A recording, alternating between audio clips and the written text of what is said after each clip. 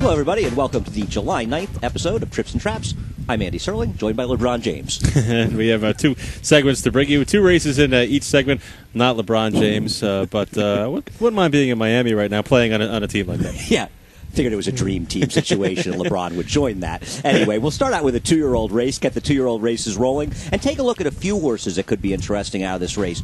The three horses, a firster from Kieran McLaughlin, breaks a little bit slowly and awkwardly, acted up a little in the gate. The 4 Networking is a Rick Dutrow first-time starter, and all the way on the outside is the 8, Hey Valentina, a first-time starter for Tim Ice. All these horses had trouble. Well, these horses had trouble at the start, and I think, the way the winner ran, Stop Spending Maria, just getting off the lead in here and drawing off the win by 7 just kind of exacerbates their trouble a little bit here, because really after breaking poorly with the horse running as well as he did on the front end and winning the race, really had no shot with the rest of these horses. Right. And you've also got Networking dropping back. It'll get in some trouble. Hey Valentina makes a nice move, and we're going to show the head-on afterwards and show you what happens to both the 3, but also the 8, Hey Valentina, who really has some trouble early after hitting the gate. Look, nobody was beating the winner of this race, a horse who's the early favorite, Stop Spending Maria for stakes in Saratoga. The thing is, Networking will steady back here, and that's the real trouble. And considering the different kinds of trouble these horses had, and you said the way the winner got away and nobody was beating her anyway, I think these are all horses that in different spots are going to run a lot better the second time. Yeah, I couldn't agree more. I mean, I like the way Networking finishes up here after having that trouble. And, of course, Afaf and Hey Valentina with the trouble at the start. They both run well, finishing 3rd and 4th here. Don't want to say it's a key race before it actually turns out to be, but it certainly has the looks of a race with some potential to produce some winners down the road. Yeah, I have a feeling these horses are going to be a little bit better. I believe that Afaf is a have to rule. And, he showed a little bit early. I'm not quite sure, wasn't bet that strongly. Networking did make the last run, which sort of helped. Hey Valentina had that early trouble and rushed up in the middle. They all did something during the course of the race that leads you to believe there's a chance they'll run better the next time. Now, we'll focus on the start. You could watch Afaf break a little bit slowly, but also watch the 8, Hey Valentina, because that horse is going to run right into the gate at the start. Yeah, Hey Valentina, I think, has the most noteworthy trouble at the start. I think the other 2 horses down inside, you see the bump there with the horse inside of Hey Valentina. The other 2 horses just kind of off a little slow, off a little awkwardly. Normal stuff for 2-year-olds, but the one that I think, had the problem that really wasn't her own fault was Hey Valentina. Right. It may have been her own fault, but it wasn't. Right. It's not breaking slowly. Maybe she just comes out a little bit awkwardly, but I agree. I mean, all these horses could easily break cleanly the next time and run much better races.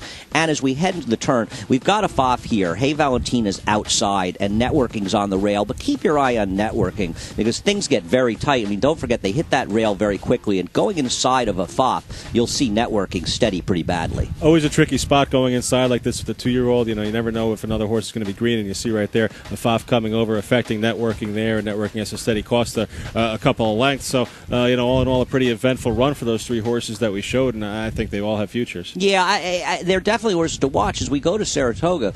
Look, obviously, we're going to see some very nice first-time starters at Saratoga, and you can't declare horses like this they're going to win their next starts because you don't know what kind of good horses they'll meet. But having said that, considering how much benefit 2-year-olds get out of one start, and considering each one of them had a little bit of trouble and did some running, it's not unreasonable to expect they could meet horses in Saratoga that ultimately are better than they are, but beat them first time out. Always interesting to see those maiden races up at Saratoga. A lot to dissect in those races. You have to kind of figure out where these horses fit and see if any new first-time starters are taking money. We'll move on to our second race in the first segment here, and this is a turf race from July 1st, the 9th race. We're going to look at a couple of horses in here, Quicksand and No Imagination. Yeah, I'm not so sure how excited I am about either of these horses. I think Eric sort of shares my feelings. The 5, Quicksand, is outside. The 4, No Imagination, is right inside.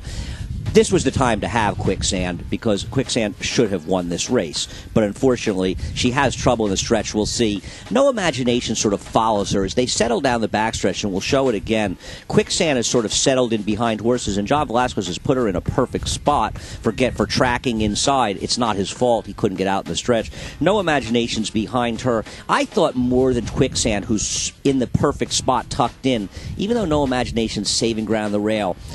Sometimes Edgar Prado seems to get jammed in on the rail in these turf races, and I don't know how much run she had, but I thought she was compromised. I think she was a little compromised, too. I mean, you see some of the race flow going on outside of No Imagination now, and the field kind of bunches up when these outside horses try to kind of make moves toward the lead, and it just gets more complicated for horses down inside to have to try to find room, and we'll highlight both Quicksand and No Imagination once again. And, this is the kind of situation where you argue, okay, well, up to this point, they're having a perfect trip, and, if things would have worked out well for them in the stretch, stretch and they had clear runs, how much would you really want them in their next start? Yeah, well, those are very, very valid points. The question is, how much does the trouble mitigate the perfect trip, or one way or the other? Because, if they had a tougher trip early, would especially the 5 Quicksand have had as much run as she did late? Quicksand was supposed to win this race. I'm sorry. Now, at this point, the horse outside of the 4 No Imagination came over a little on her. Quicksand is trying to move out here. No Imagination is still pinned down the inside. And even though she doesn't have a ton of run when she gets clear on the outside, she's not. And Prado's not even really able to ride her through the stretch. Now, Johnny tries to get Quicksand to go through inside. She doesn't have the room. She can't get through. He's angling behind and waiting. And here she had a little bit of room, but they come over again on her, and she's sort of forced towards the inside. And she's not totally intimidated by going through on the inside, but she does sort of hesitate a little bit. She starts to rally again at the end. She galloped out past the others. I think she can beat these horses, and I don't know that we'll see them in Saratoga. Maybe we see them the closing weekend at Belmont. I'd like to see her get another crack, though, at Tropical Jet Set and finish second. Yeah, I'd like to see what she could have done if she was able to get a clear run, like tipping 3 wide off the turn, maybe something like that, and just have the whole stretch to get into gear and try to win that race there. Certainly, I think a number of factors, traffic-wise, and then kind of being maybe intimidated a little bit by those horses rushing up outside of her might have cost her a win in that spot there. What do you do with No Imagination? I'd be interested in No Imagination because she's a little more dirtied up. She didn't run that well, and she may be a little bit better than she ran. It's all a question of who they meet, but I could upgrade her a little bit. I don't think she ever had a fair chance to do running, but on the other hand, she also saved ground getting there, so I'm not really sure how well she ran. It's a function of where they run the next time. All right, well, that'll do it for this first segment here. Make sure you come on back for our second segment.